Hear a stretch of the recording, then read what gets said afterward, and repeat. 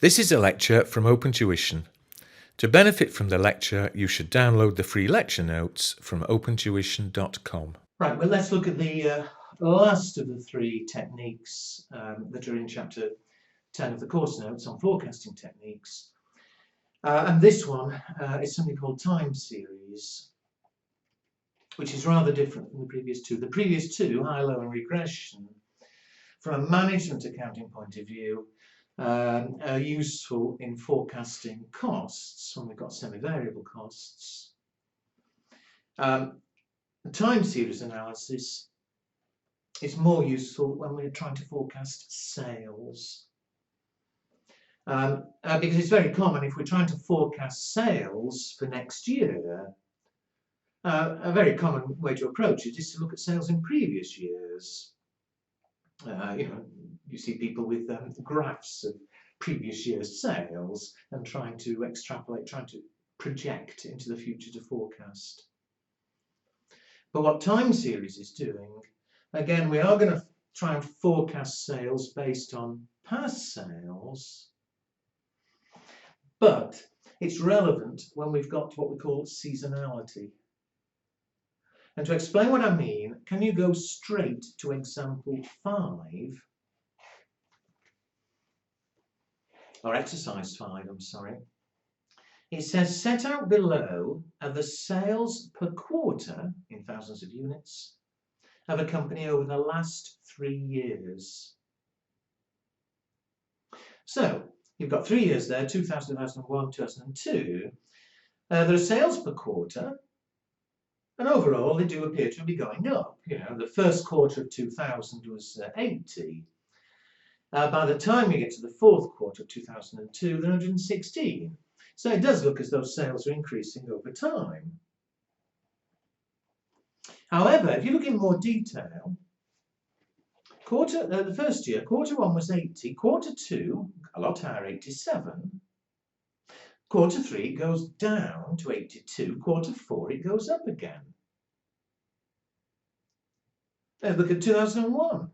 It's 90, then it goes up in quarter 2, it goes down in quarter 3, up again in quarter 4. And 2002, 105, it goes up, it goes down, it goes up again.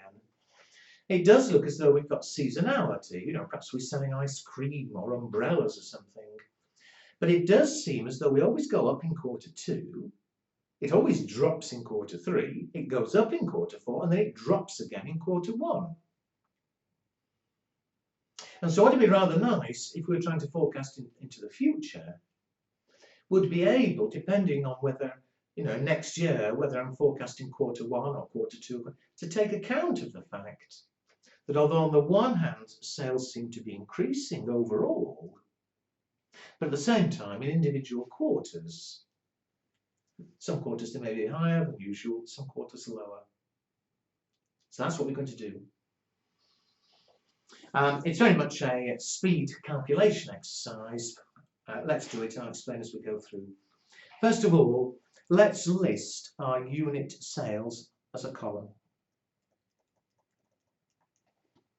In order, so first year's 2000, quarter 1 was 80, quarter 2, 87, quarter 3, 82, quarter 4, 90.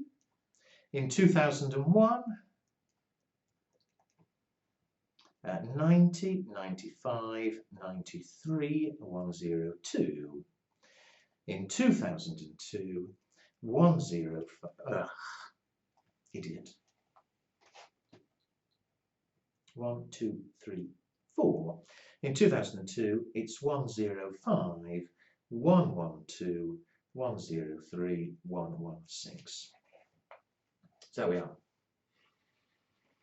Well, first of all, I want to try and find out what you might call the underlying pattern of the sales. You see, again, we're not going to draw graphs, but if I did put these on a graph, the sales seem to be going up, up, down, up, down, up, down, up, down, up, down. It's very hard to forecast in the future. What we're going to do first is try and find what you might call the underlying pattern of sales if there wasn't this seasonality, if you didn't have some quarters up, some quarters down. And we do that by averaging. The seasonality is over the year, over 4 quarters. So in the year 2000, the first 4 quarters, all right, some quarters were up on average, some were down. But let's work out the average sales for those 4 quarters. So the average, simply add them up and divide by 4. 80 plus 87 plus 82 plus 90. Divide by 4, I get 84.75, and I'll write that straight in the middle. I'll put it in the middle of the year, because remember, overall things are increasing, so if it wasn't the up, down, I'd expect earlier quarters to be a bit less, later quarters to be a bit more. The average, though, 84.75. Well, let's take the next 12-month period. Let's take these 12 months, 4 quarters, and let's work out what the average sales were over those 4 quarters. So 87 plus 82, 90, 90. Divide by 4, I get 87.25. So that's like the average in the middle of that year, of those 12 months. And we keep doing it. So that first one was sort of in the middle of that first 12 months, second 12 months. What about the next 4, which is from there to there? Add them up and divide by 4, 82 plus 90 plus 90 plus 95. Divide by 4 is 89.25, and so on. So I won't keep talking through them. See how fast we can be. The next 12 months is from there to there. 90 plus 90 plus 95 plus 93 divided by 4. That's a good start. 90 plus 90 plus 95 plus 93 divided by 4. I get 92. The next one.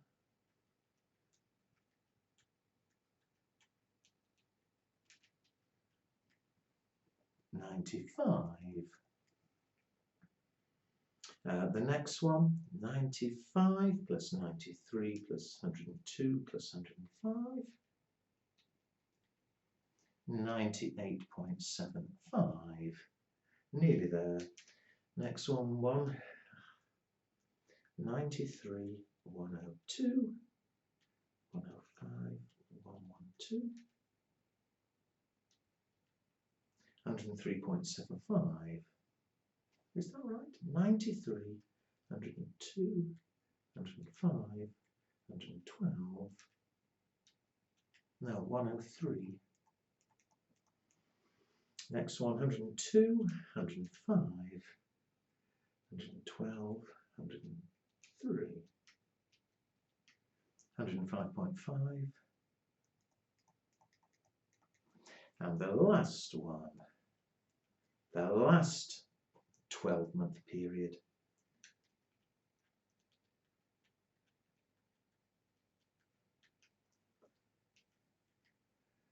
109. So I hope it was clear what I was doing. The average for each successive 12-month period. And we call that the moving average.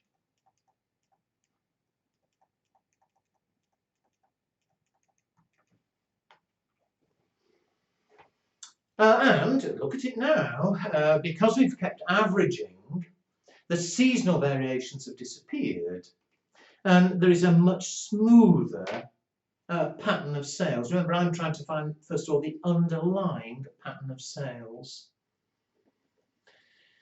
However, what would also be very nice is if I could start to measure the seasonal variations themselves. And the problem I've got all these averages, but that first one, for instance, didn't correspond to any particular quarter. It was bang in the middle of the year. What I'm getting at, you see, if I had drawn a sort of histogram, quarter 1, the sales were 80. Quarter 2, they were 87. Quarter 3, they were 82. Quarter 4, they were 90. And the first quarter of the following year, they were 90. And what I've done, I've taken an average of the first 4 quarters, and you see, had there not been seasonality, the sales presumably would have been increasing quite smoothly. But I just got the overall average, which is sort of bang in the middle of the year. And for the next one, again, I've got bang in the middle of the next 4 years. They don't actually correspond to any particular quarter. And so what we do is what we call centre the average.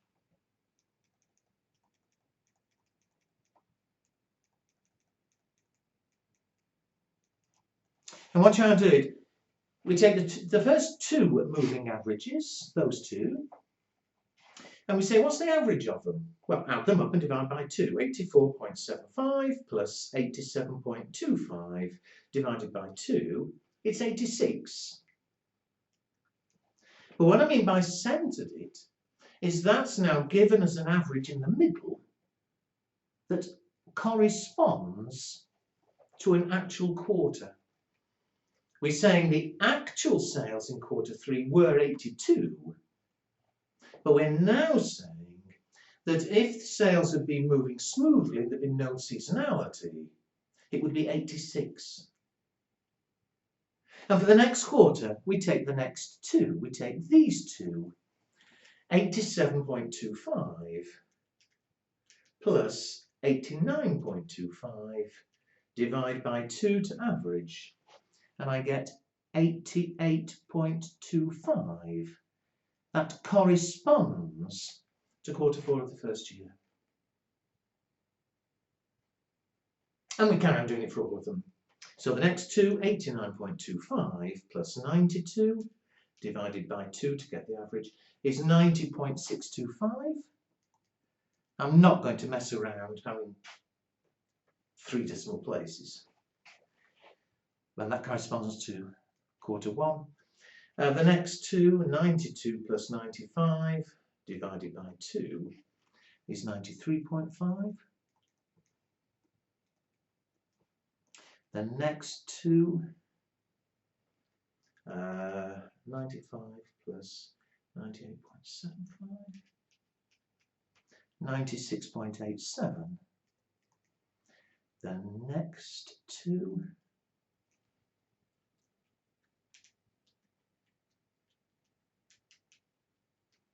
100.87. The next 2,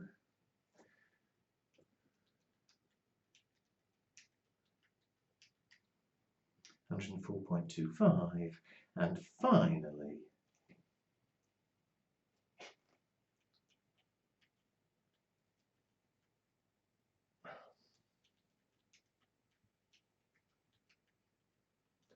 uh, 107.25.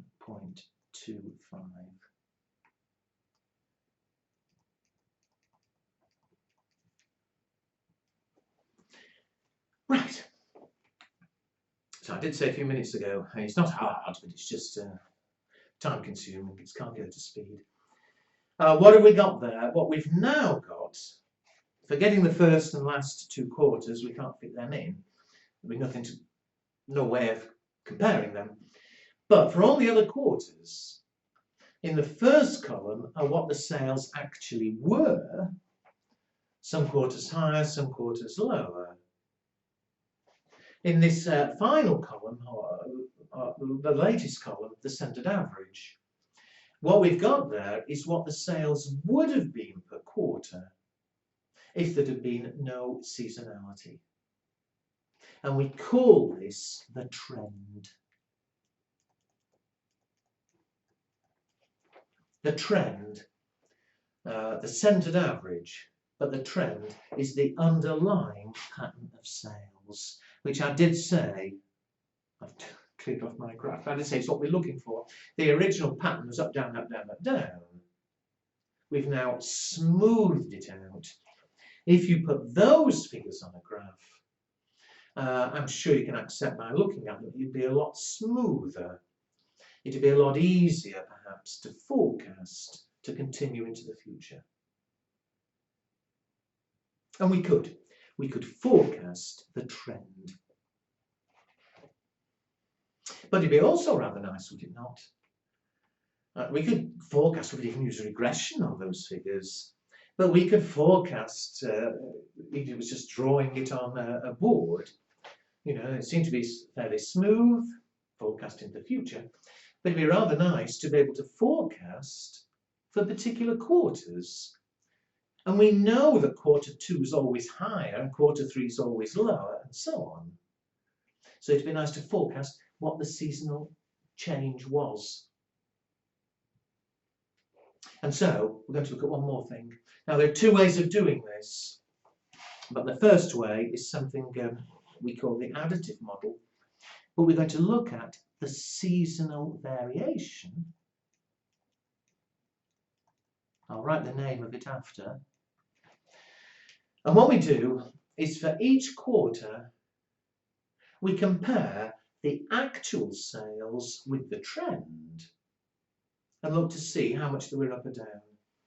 Now, I can't compare quarters 1 and 2, nothing to compare with, but quarter 3, the actual was 82, the trend was 86, so we were down 4 on the average on the trend. Quarter 4, the actual was 90, so compared with the trend, it was up 1.75. Quarter 1 of the next year, 90 is against 90.62, it was down 0.62.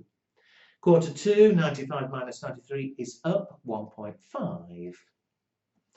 Quarter 3, 93, 96, it's down 3.87.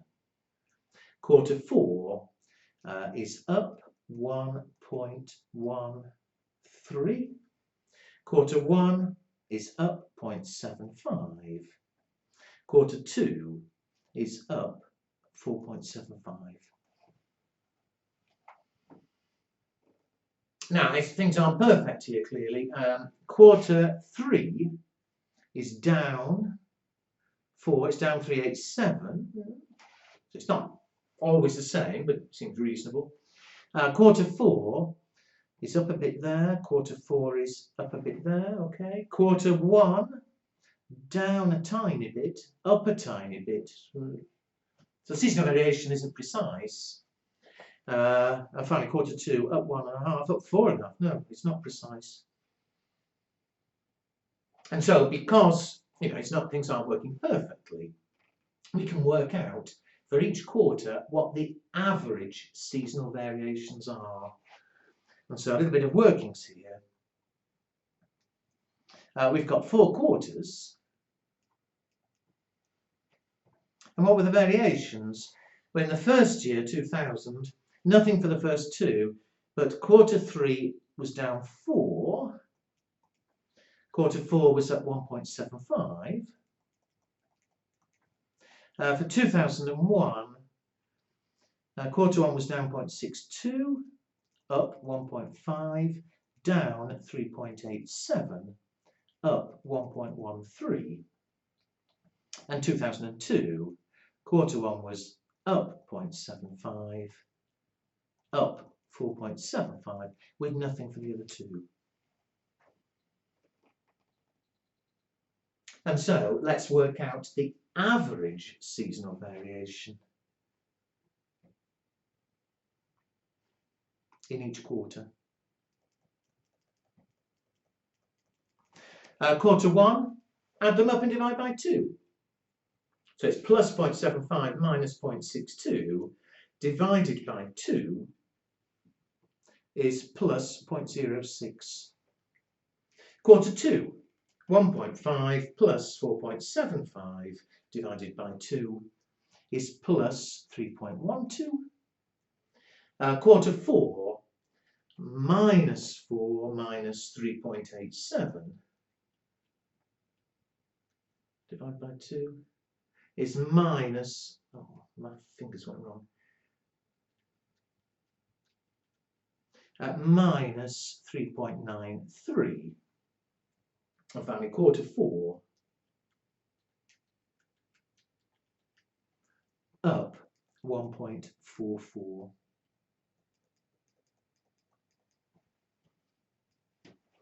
So there's the average variation for each of the 4 quarters.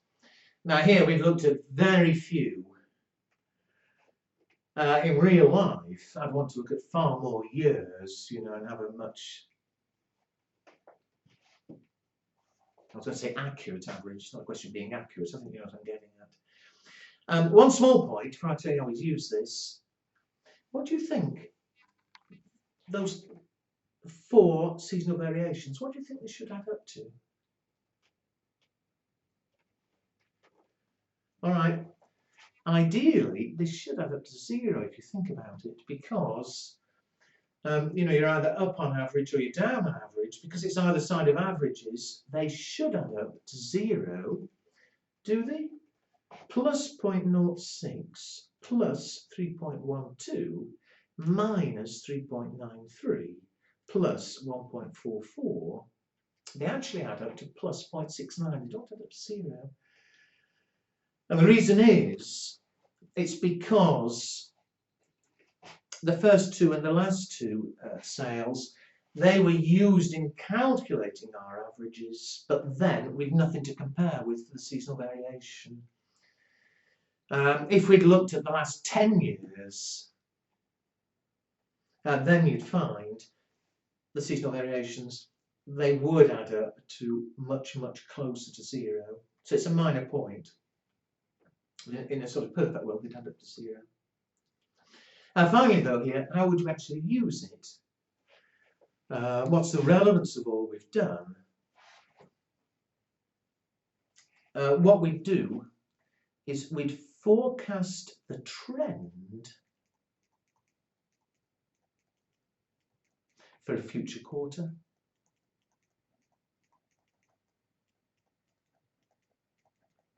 I said at the time, the trend we arrived at is a lot smoother.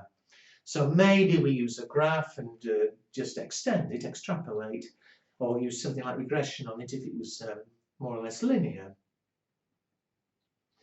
But having forecast sales for quarter 3 of next year or something, we then adjust by the relevant seasonal variation.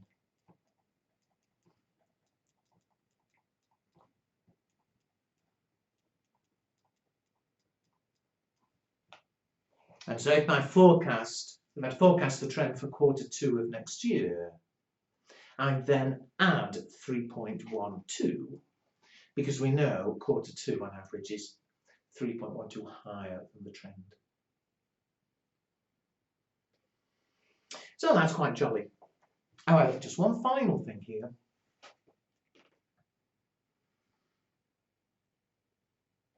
We're going to forecast the trend and then forecast the variation. But think about this. If the sales are growing a lot, then, all right, quarter 2, you may always expect it to be higher than average. But if the sales themselves are growing, I think I'd expect the variation to grow as well. So, you know, if sales next year were twice as high, wouldn't I expect the variation to be twice as high? Whereas on the way we've done it here, even if the trend was twice as high, we'd still just add on 3.12. We'd still add on the same variation. And so it's an alternative way of dealing with the seasonal variation. The way we've done it is called the additive model.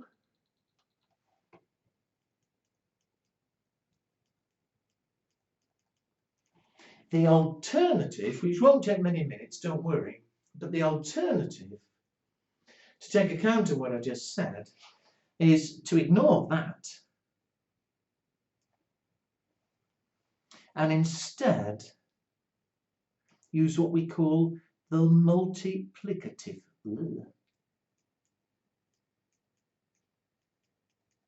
Well, I've managed to spell it. The multiplicative model.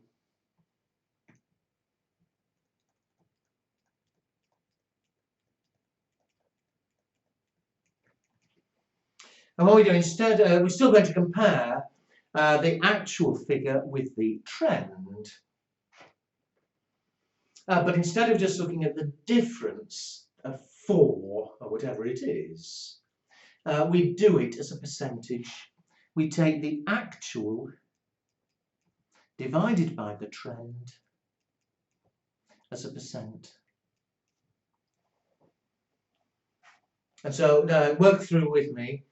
Quarter 3, the first one, 82 divided by 86. The actual was 95.3% of the trend.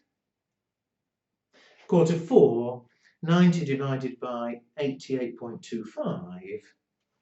It was 102, if I keep to one decimal place, percent of the trend. Following quarter 1, 90 divided by 90.62. 99%. Next one. Where am I up to? 95 divided by 93.5. 101.6%. Next, 93. 96.87. 96%. 102. 101.1%. 105. 104.25 is 100.7%. And finally, 112 divided by 107.25. 104.4%. So sorry, I'm being a bit messy there, but still. So instead of looking at the absolute difference as we did in the additive model, actual is a percent of trend. And then, in the same way as we did before, because the variation is changing, it's not perfect, it's not the same in each quarter, we can average out. So if I take the averages of these percentages,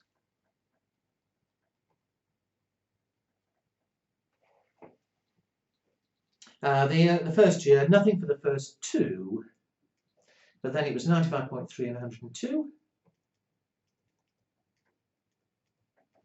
In the second year, it was 99. Am I right? Yes, 99. 101.6, 96, 101.1. In the third year, 101.1, 100.7, no, 100.7, 104.4, nothing for the last 2. So the average, add them up and divide by 2. Quarter 1 have been 99.8%. Quarter 2,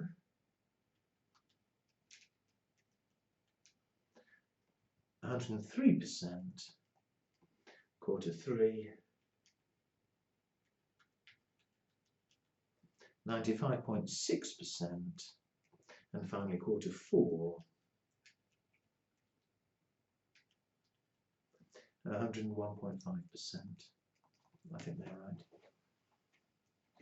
right. And the way we'd forecast, instead of simply adding or subtracting the variation as we did when we used the additive model, what we'd do is forecast the trend. We'd adjust by, if it was a quarter 1 forecast, taking 99.8% of our forecast. If it was a quarter 3 forecast, taking 95.6% of our forecast, and so on. And that gets around the problem I mentioned before, because if sales are growing a great deal, if the sales are twice as big, using this approach, the variation will be twice as big as well. One tiny thing, and then I'll shut up. I said before when we had the additive model, the seasonal variations should, in a perfect world, add up to 0 because there were differences from averages. With the multiplicative model, what ideally would they add up to? Now, some people shout out 0. Just looking at it, they're obviously nothing like adding up to 0. Now, surely because some are a bit more than 100%, some are a bit less than 100%. In an ideal world, they'd add up to 400%. Here, I'm not going to check. Here, they almost certainly won't be exactly 400% because, again, the first 2 sales quarters, the last 2 quarters, were used in our averages, but not in the variations. So there we are. Off you go and have a look at the practice questions for this chapter.